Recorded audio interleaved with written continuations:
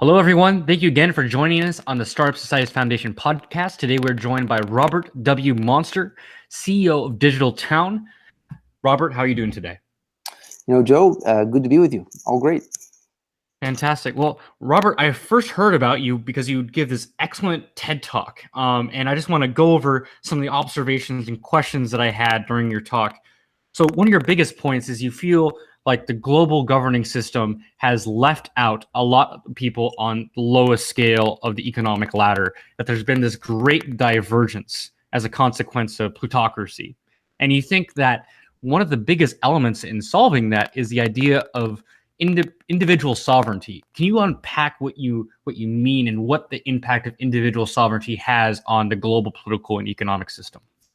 Yeah. If you look at the some of the charts and graphs that are laid out in the TED Talk, going back to the mid 1970s, there was this marked departure between the historical growth of productivity and the historical growth of wages. In history, those two measures really moved up in lockstep, and starting in the mid 1970s, that there was a divergence. Productivity kept growing up, and wages basically went stagnant. And a lot of the gains, basically since the mid 1970s, have been attributed to capital. And we could speculate on a number of the reasons why this happened, but the fact is, it has happened. And over the course of time, the degree to which we have economic inequality has continued to become more severe. The aggregate statistics imply that we have economic growth, but the measure of inequality suggests that that growth is being so widely disparate in its distribution that it is causing tremendous hardship in a climate when we, in theory, would have an economic and technological capacity to spread abundance to a far greater number of people. So one could debate about whether there is some conspiracy or organized effort on the part of certain stakeholders to foment this type of gross inequality, and I characterize that kind of in a humorous way as being the game called plutocracy, where the object of the game is to create as many losers as possible, but where nobody wins, right? So yeah, I think that there has been some measure of orchestrated outcome to create and maintain these imbalances, and that we as a community of stakeholders around the world, as we come into awareness about this degree of inequality, can come together and co-create abundance in a way that really leverages some of the fantastic possibilities made possible through things like the decentralized internet. So the reason why I asked about the sovereignty aspect of this is because of many of the arguments about that you make about what are the problems in the global economic system. They tend to be said by people who are less emphasizing the ideas of autonomy and sovereignty and individual freedom. They tend to be talking more about redistribution and centralization as solutions. Why do you think sovereignty, individuality, and like having decentralized applications could be a way to lead to a more fair distribution of resources? Well, actually, it's a fascinating point, and I'm actually going to be at the United Nations on Monday, where I'm surrounded by people who I think are probably gravitating towards a model of advocating for things like universal basic income and other forms of social contract that essentially protects the downside of certain stakeholders in an economy. However, I think we know that a government that can give you everything that you want can also take away everything that you have. And the price of universal basic income, while it may in the short term be fairly benign through mechanisms like minimizing the number of children you can have, or requiring you to take certain vaccinations, or requiring you to basically do whatever job you were assigned, pretty soon what you've done is you've given up sovereignty. And the thesis that I operate by is a belief in the productive capacity of the fellow man, and if we did a better job of releasing that productive capacity and employing it in all its various forms, that there would be so much capacity for abundant co-creation that there wouldn't be this need for some centrally deployed redistribution model that might come with a whole bunch of strings attached, including sacrificing personal and collective sovereignty. And it's very interesting. You mentioned a lot of different modern expressions of sovereignty that don't normally come to mind for geopolitical theorists, such as the digital nomad movement. Why do you believe that that's a part of new forms of sovereignty? Well, part of what the TED Talk talks about is the example of the tiny house, and how the tiny house is an illustrative example about how media is romanticizing the idea of living with scarcity, that we should look forward to living in a tiny house because it's wonderful, when in fact, central planners might have something slightly different in mind, such as a micro apartment, which is marginally bigger than a recommended minimum size for a prison cell, right? And so this idea of exposing it for what it is, where you have on the one hand people being romanticized by the idea of living with scarcity, and on the other hand keeping up with the Kardashians, that we have an opportunity to kind of separate from the media hype and kind of objectively look at the possibility of being able to deploy productive capacity, use new frameworks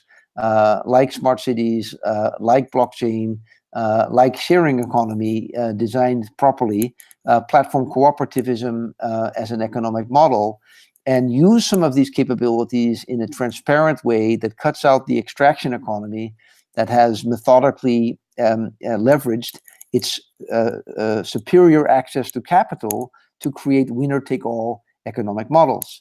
And so where I depart from some of the theorists that are advocating for a new social contract is partially because of my confidence in fellow man.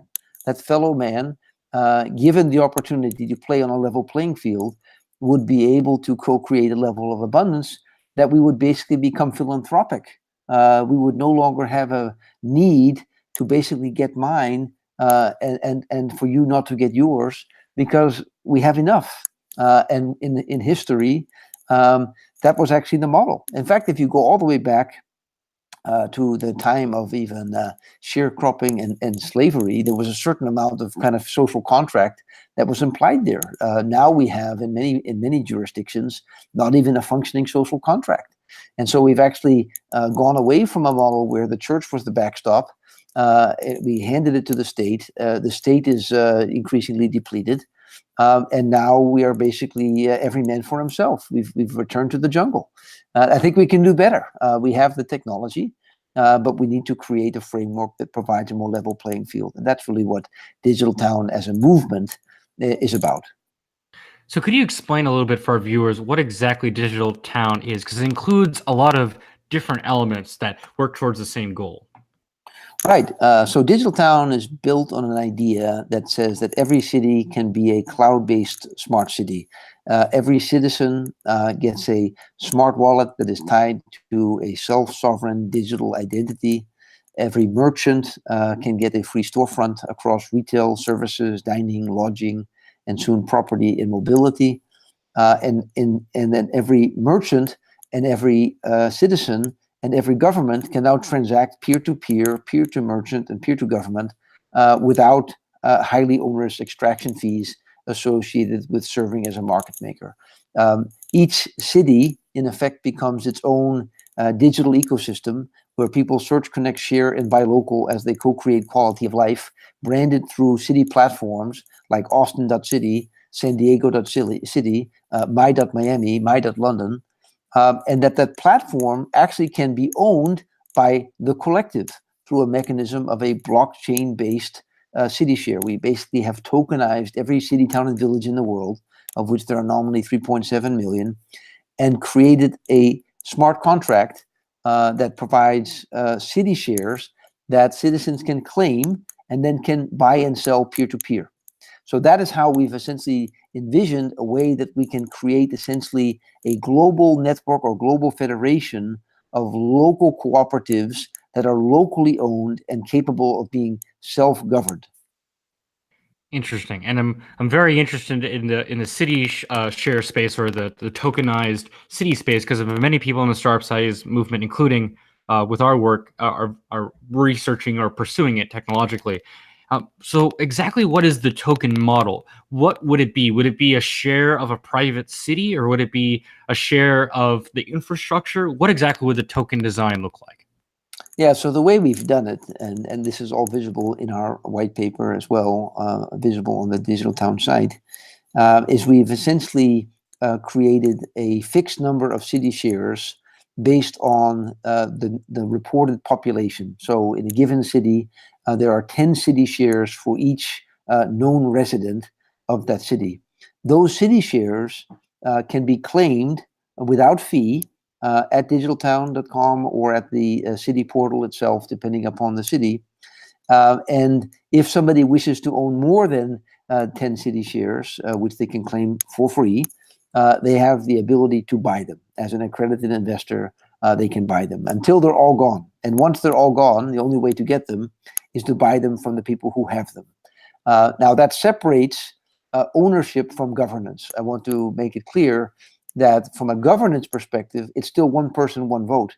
So you can have disproportionate amount of ownership based on people's appetite to provide essentially a form of crowdfunding to capitalize that individual city platform denominated through city shares. But that doesn't preclude an individual who is a member of that community and is a registered user from being able to cast a ballot that deals with, for example, the issue of should we or should we not sell the platform to the municipality who now has woken up and said, wow, isn't it great that San Diego City has become the de facto search engine of San Diego and would now like to take it over, right? So safeguarding against the well-being of the stakeholders, the citizens as users of a wallet with balances, and merchants who rely on a certain economic arrangement around being able to cost effectively sell their products or services, those benefits are safeguarded through the notion of the smart contract. And so if there is a deviation from that smart contract, it is requiring a plurality, a majority of the stakeholders, as measured by one person, one vote, to deviate, if you will, from the pre-existing terms and conditions that govern the operation of the digital town. And the interface for the citizens to do that one citizen, one vote goes through the identity system that you emphatically talk about in your TED Talk. And you furthermore mentioned that the identity system has to be operable within multiple cities. Why do you find it so important that multiple cities have to use the same single login identity system in order to create a fully functioning ecosystem? Well, Joe, that's a great question. So self-sovereign identity as a construct is a really compelling and powerful idea, giving you as a user granular control over who knows what about you and for how long. That technology is really coming into maturity precisely because of blockchain. The idea that you can tokenize attributes of yourself and have the ability to control, for example, not only does somebody have the ability to say, know that you're 18 years or older, but somebody else might actually be able to know your precise birth date. These aspects of being able to tokenize attributes about you, rendered in the form of sovereign identity, even in a pre-GDPR context, makes absolute sense. It's the direction the world needs to go. Now, as it relates to interoperability, there are two facets that I think are particularly important. One is interoperability between cities, and the other is interoperability between cities, right? So within a city, you have the issue of interoperability whereby the login that you use to gain access after hours to a building, or being able to use rideshare, bike share, or public transportation, or to participate in a poll or petition, those are all aspects of local interoperability within a community.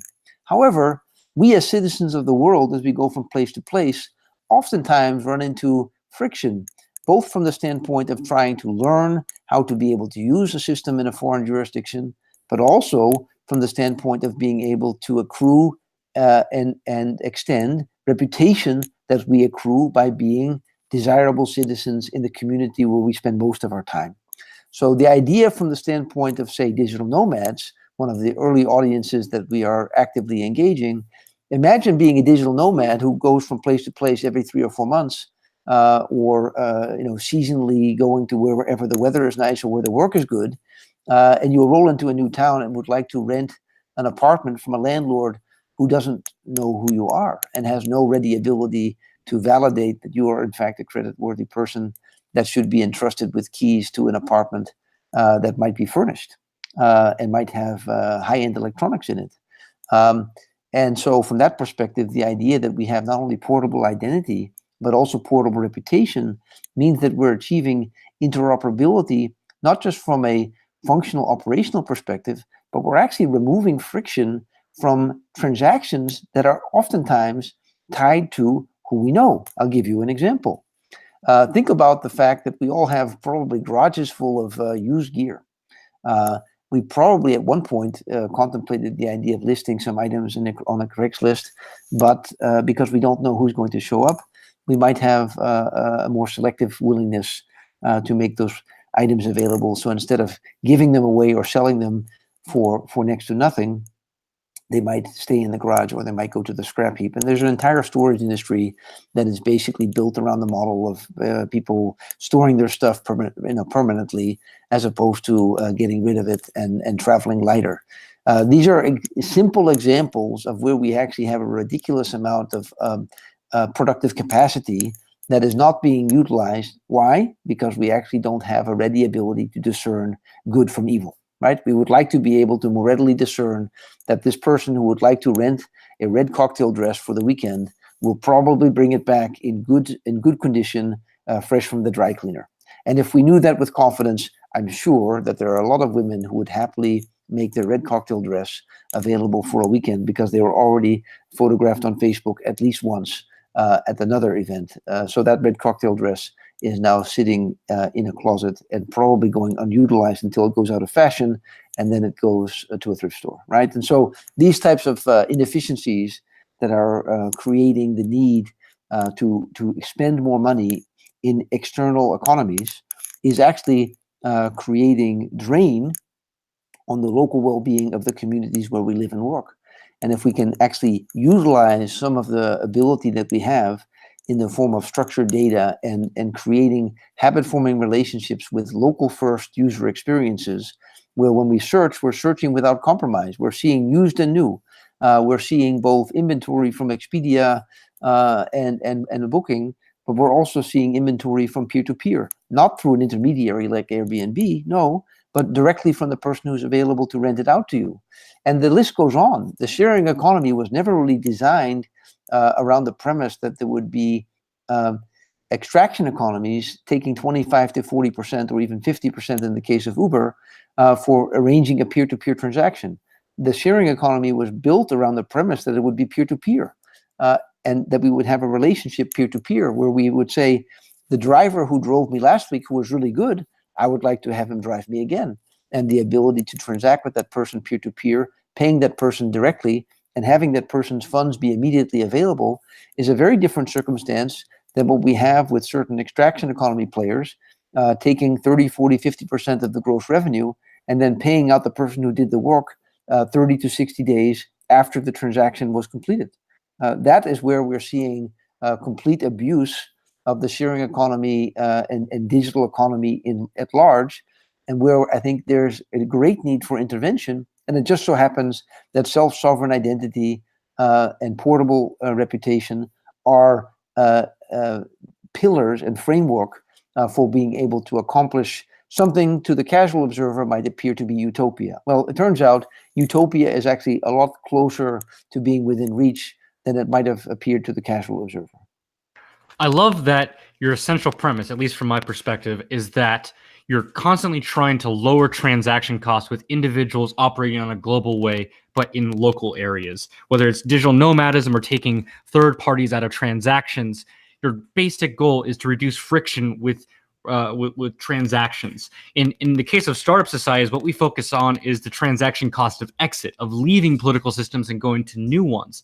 And you even mentioned in your speech that one of the best ways to instill individual sovereignty is to create these new startup cities or startup societies. What do you think is the future of startup cities and startup societies in relation to reducing transaction costs and increasing individual sovereignty? Well, ironically, we have a lot of places, 3.7 million cities, towns, and villages around the world already. Many of those places became established because there was some resource there. Maybe it was a place that had proximity to a natural resource.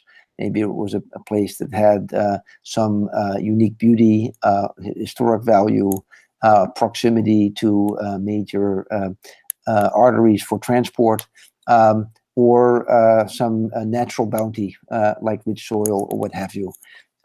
And so we don't necessarily need a lot more physical places to establish residence. I think actually to a large degree, we are blessed with a bounty of available options to choose from, and people can in fact create sovereign communities around the existing communities that already exist, for which a lot of the infrastructure has already been put in place, not just roads and bridges, but also proximity to airports, proximity to cultural icons, but also things like mobile broadband and infrastructure like clean water and sewage.